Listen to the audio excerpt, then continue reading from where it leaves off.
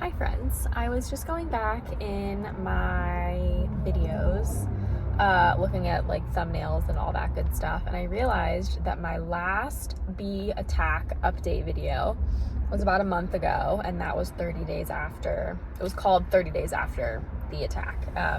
So it has been about 2.5 months. December 20th will be our 3-month, 90-day mark.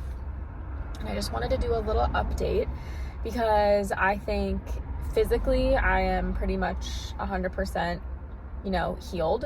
The more I'm learning and the more I'm researching and the more I'm hearing, I realize kind of what affects that much venom or like that big of a shock can do to your body, if that makes sense. So because I had so many stings at once, and I am a decently, not small, but I mean, I'll give my measurements. I'm about between 5'7.5", 5'8", and about 120 pounds. So I'm not a super large human. So having all of that fast at one time was just a shock to my body, and I think it would have been a shock to anyone else's body. But the biggest thing, which I've mentioned in previous videos, is I have a very intense shellfish allergy now. I am almost 27. I have never had allergies in my entire life. No nuts, no topical allergies, no plants, literally nothing. And now I have a pretty severe shellfish allergy to the point where it's not even eating the actual shellfish. So the first incident was eating shellfish. I went to a hibachi restaurant. I got shrimp. I ate the shrimp, and several hours later, my lips started tingling. They got super puffy. You guys saw all of that goodness. And then I've had 3 or 4 situations. The first one was obviously the most intense with actually eating the shrimp. The second was I had some sort of like packaged soup, like that ramen noodles type soup. And if you read in the fine print, it is packaged in the same facility as, peanuts, tree nuts, and shellfish. And I had a couple bites of that, woke up the next morning, my lips were super swollen, and then I've had just a couple things after that. So I've really had to watch my packages. I don't eat a ton of processed food, but I feel like anybody in the world, you have things on hand, and if you're feeling snackish or hungry, you'll make them. And I've never had to look at package before to see what facility it's been in.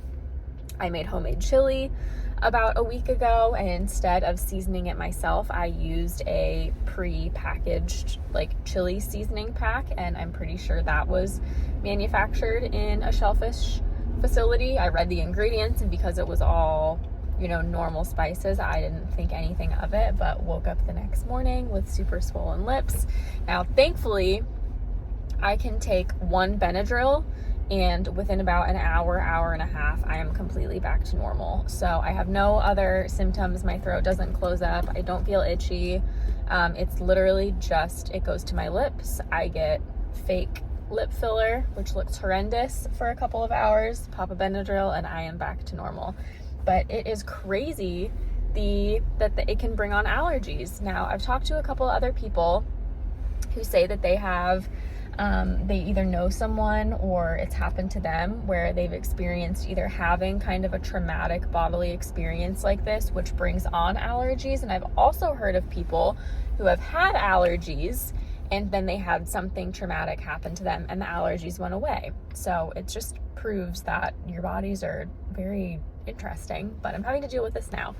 So, as far as that goes, that's my only symptom. My heart rate is back down to normal. My skin is totally fine. It's been months, but that allergy, I'm not testing it right now because I'm so sensitive to it. Even the facility type, like shared facility with shellfish gets my lips just super swollen. So I'm not testing it right now on purpose. I'm hoping that with time that will kind of dissipate. So we'll see. I'll keep you guys posted on that. It's been a very interesting learning experience for me.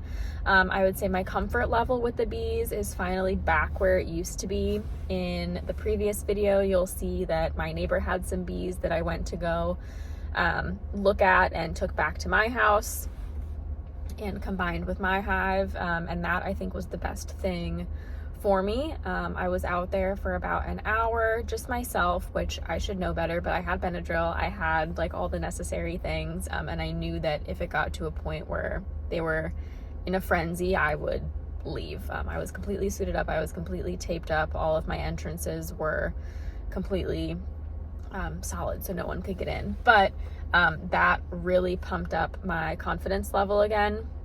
I've been working with my girls every 2 weeks-ish. Now it's going to be a little longer because we've had a little cool front. So next weekend I'll get to go out, which will be about the 3-week mark. And once again, I'm just going to check the honey super to check how they're doing.